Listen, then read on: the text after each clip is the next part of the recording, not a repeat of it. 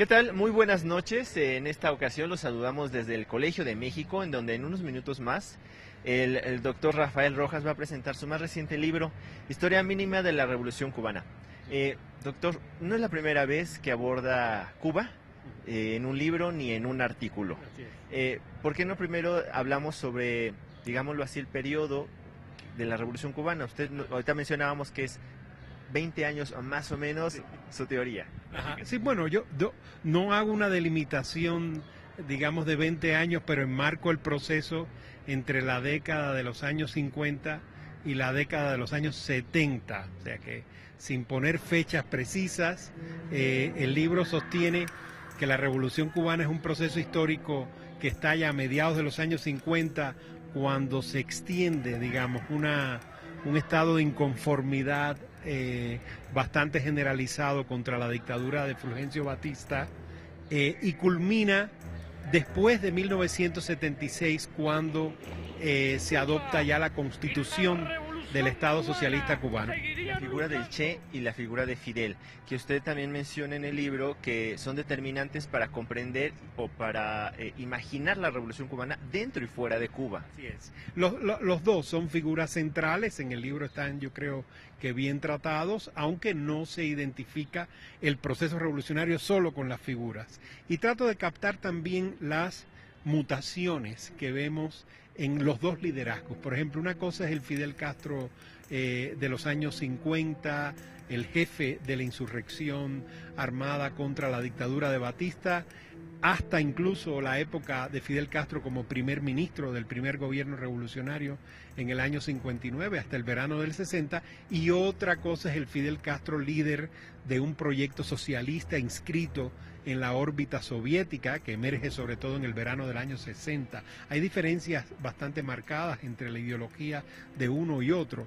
Y lo mismo yo diría en el caso del Che Guevara, con la peculiaridad de que el Che Guevara desde un inicio sí se afirma, se reconoce como marxista, e incluso como marxista-leninista. Pero es curioso, el Che Guevara, hasta la crisis de los misiles, la crisis de octubre del año 62, es un político bastante partidario de la incorporación de Cuba al bloque soviético, y luego de la crisis de los misiles, como él sale desencantado del papel de la Unión Soviética en ese proceso, inicia un proceso de una línea ideológica y política de radicalización y de crítica al bloque soviético, que lo llevará a identificarse con las posiciones de lo que entonces se llamaba la nueva izquierda.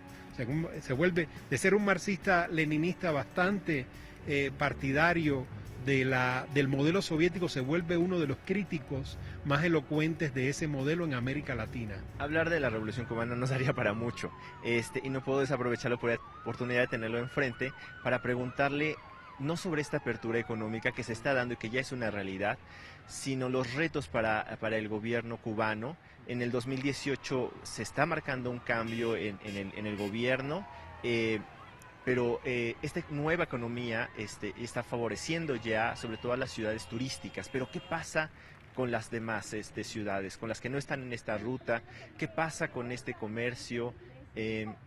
¿Cuáles son los retos precisamente con los cubanos que viven en el exilio, con estas minorías religiosas, con estos grupos sociales como los homosexuales? ¿Hay retos sociales, hay retos culturales para el gobierno cubano? Sí, sí lo hay. Yo creo que tú has resumido muy bien en tu pregunta algunos de los dilemas contemporáneos, ¿no?, que se están viviendo en Cuba. En efecto, hay un avance de las reformas económicas y una introducción de la lógica del mercado en una economía que durante muchas décadas estuvo prácticamente bajo el control del Estado.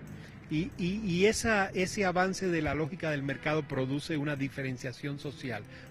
Fue una sociedad muy igualitaria, hay que reconocerlo. ¿Está preparado el Estado para hacer frente a esto? Bueno, es la gran pregunta. Todavía estamos en un dilema, en un conflicto, en una tensión, podríamos decir, entre nuevos sectores de la sociedad cubana que están reclamando autonomías civiles, formas de organización propias, autodeterminadas, no acríticamente subordinadas al Estado, y el Estado está respondiendo, digamos, a esa presión.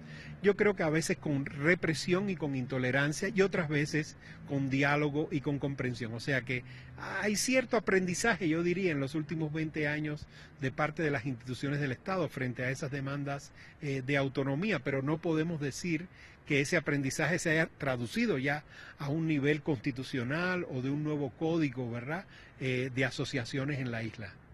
Doctor, muchas gracias por estos minutos. Invitemos al público a que pues se acerque al libro que editó el Colegio de México, sí. Historia mínima de la Revolución Cubana. Muchas gracias. Hasta luego. Regresamos al estudio de Canal 22.